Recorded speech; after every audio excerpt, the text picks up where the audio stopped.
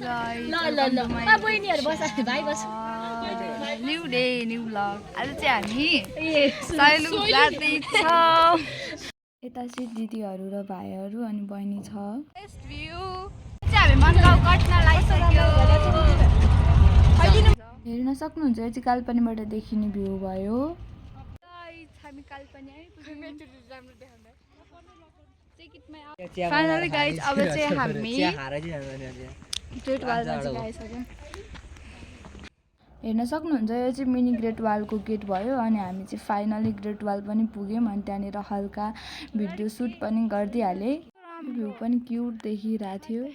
हामी चाहिँ हिँड्दैछौँ भ्यू देखेको। फाइनली अहिले चाहिँ हामी सैलुङ पुगिसक्यौँ अनि यसलाई चाहिँ टाई गर्ने डाँडा भन्छ अनि त्यहाँनिर चाहिँ मैले हल्का भिडियो सुट गरिदिइहालेँ। अहिले चाहिँ हामी अलि तल आएर सबैजना फ्यान्टा खाएर इन्जोय गर्दैछौँ। हेर्न सक्नुहुन्छ हिमाल हेर्न सक्नुहुन्छ तर छेक्यो डाँडाले।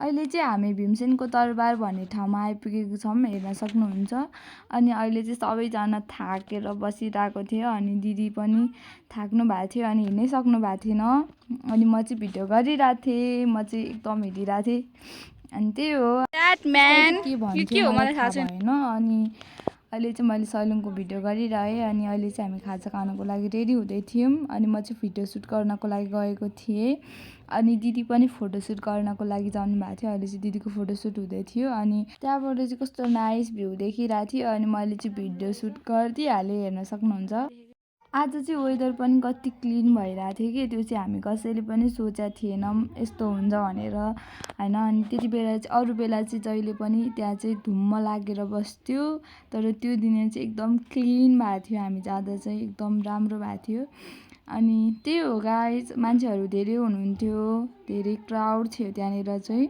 अनि हामी चाहिँ जति हिँड्छौँ त्यति पुगेको थिएन। त्यही पनि हामी फाइनली अहिले चाहिँ मेन ठाउँमै पुगिसकेका थियौँ अनि एकछिन बसेर अनि हामी चाहिँ फेरि आफ्नो डेस्टिनेसनतर्फ लाग्यौँ अनि हेर्न सक्नुहुन्छ यो चाहिँ गुम्बाहरू भयो। त्यहाँको भ्यू चाहिँ एकदम क्युट थियो क्या अनि त्यता चाहिँ घोडा चढिरहेको थियो।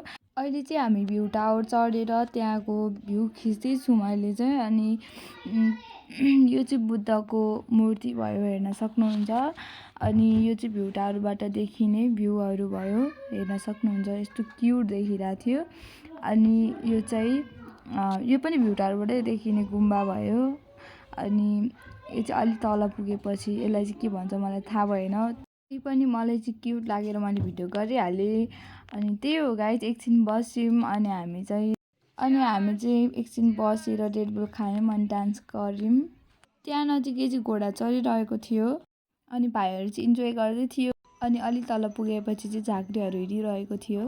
अहिले चाहिँ हामी घर फर्किँदैछौँ। हेर्न सक्नुहुन्छ अहिले चाहिँ हामी कालापानीमा आइपुग्यौँ। यो चाहिँ कालापानी बजार भयो हेर्न सक्नुहुन्छ अनि त्यहाँ बसेर हामी चटपटे खाँदैछौँ अनि मैले चाहिँ पिङ खेलेँ।